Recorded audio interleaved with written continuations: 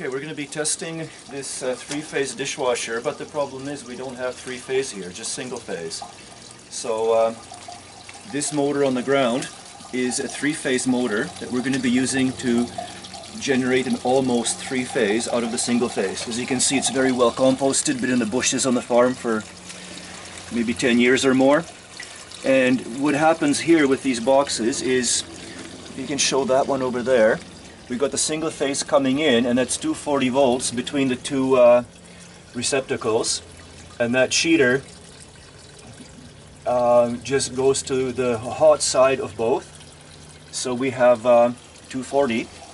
The 240 goes into this box here, and two of the wires going to the three-phase motor go into here, and then the third wire from the three-phase motor goes directly into this box, and the red and purple are connected to the other two wires going to the three-phase motor. So here we're just switching two of the lines, and before using the neutral for the third phase I made sure that it's not bonded to the ground, and it's not, so it works.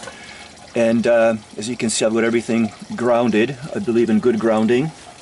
So the dishwasher is grounded, the motor is grounded, and because the three-phase motor will not start on its own on single phase, we have to pull start it.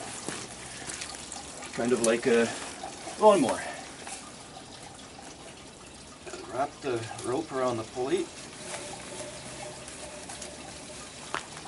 Dishwasher is off.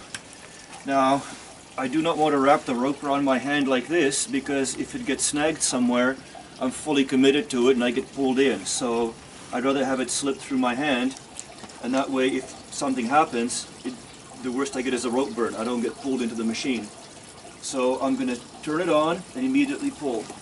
There it goes. So now we're generating three-phase. Check with the amp probe to see it's taking.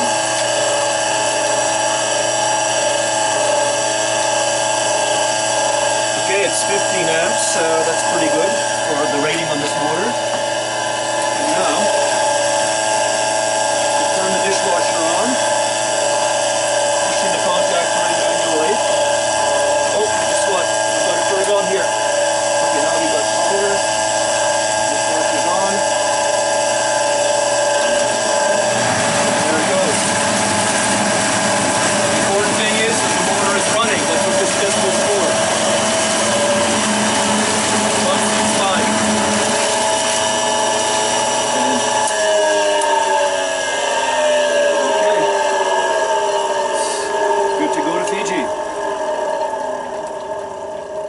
And cut.